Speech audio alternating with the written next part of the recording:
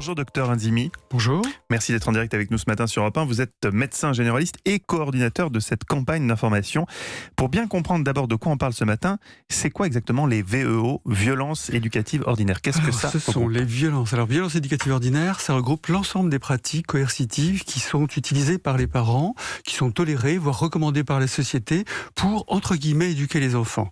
Ce sont des violences verbales, des humiliations, ce sont des violences physiques, des menaces, des coups, des punitions diverses. Ce sont, en gros, c'est utiliser la peur, la violence, la honte, l'humiliation pour faire obéir un enfant ou pour lui faire changer de comportement.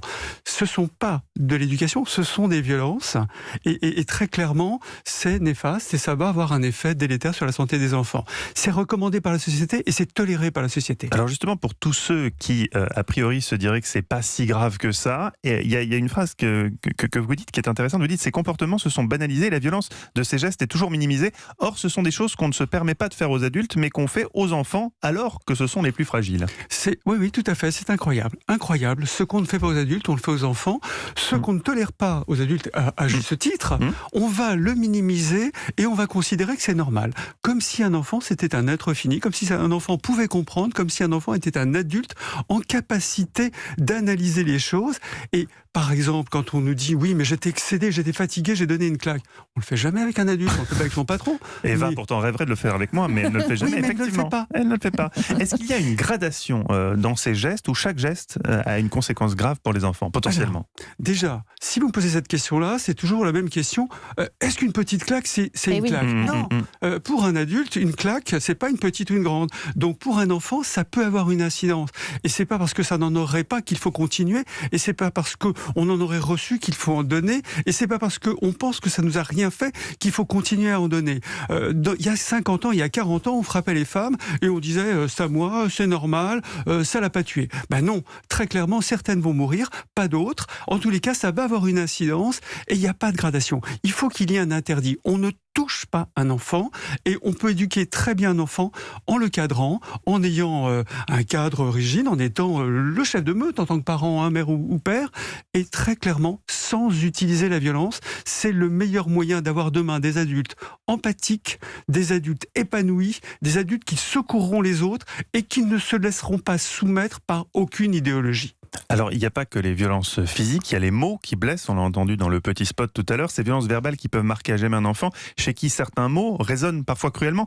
Les mots sont d'autant plus traîtres que souvent l'adulte ne mesure pas la portée de ces mots, l'impact que ça va avoir chez l'enfant. Comme pour les coups, l'adulte ne mesure pas ce qu'un enfant est en capacité de comprendre et d'intégrer. On ne connaît pas le développement de l'enfant, il faut vraiment qu'on forme les parents. C'est dur d'être parent, on n'a pas formé à l'aide, d'un seul coup on voit ces magnifiques petits êtres-là, à qui il faut donner 24 heures sur 24, il faut les former pour leur dire quels sont les besoins, c'est merveilleux, mais quels sont les besoins, quelle est l'attente, qu'est-ce qu'ils peuvent comprendre et comment leur cerveau se développe. Alors c'est vrai, parfois on fait de l'humour avec un enfant, parfois on dit des choses comme ça qu'on pense banales. Eh ben non, l'enfant il va l'inscrire, ça va rester, et cette petite musique, elle va rester très longtemps au cours de sa vie et le fragiliser. Alors, justement, docteur, est-ce qu'on connaît les impacts sur les enfants? C'est-à-dire, est-ce que ça a été étudié scientifiquement?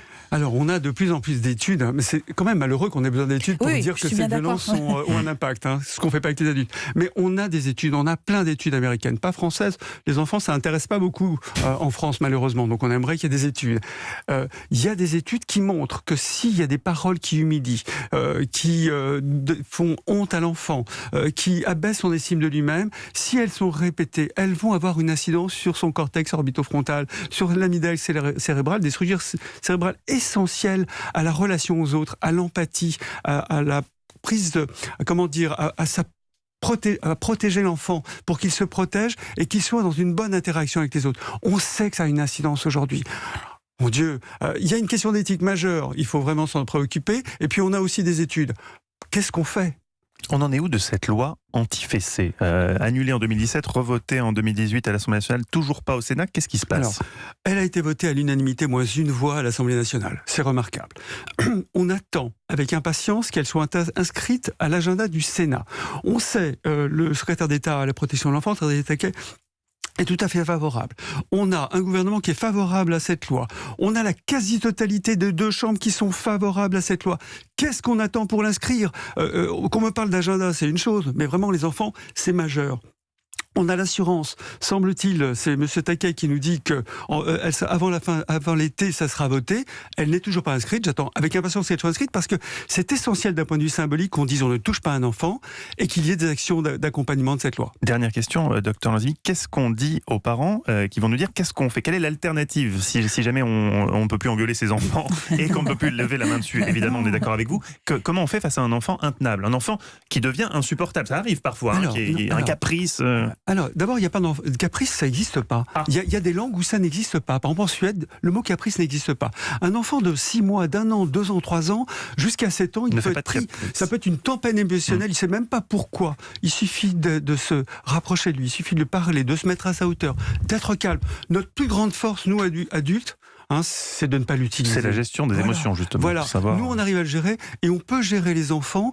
Et en fonction de leur âge, de leur compréhension, on va agir autrement. Et je peux vous assurer que les tempêtes émotionnelles, elles vont se calmer. On a le droit d'exprimer sa colère, on a le droit d'exprimer sa frustration. On le fait en tant qu'adulte. Permettons aux enfants de le faire. Ça deviendra demain des adultes empathiques, non violents et qui secourront les autres. Merci beaucoup, docteur Lanzini, d'avoir été avec nous ce matin au micro d'Europe 1. On rappelle le nom de cette campagne, Stop aux violences éducatives ordinaires. Merci.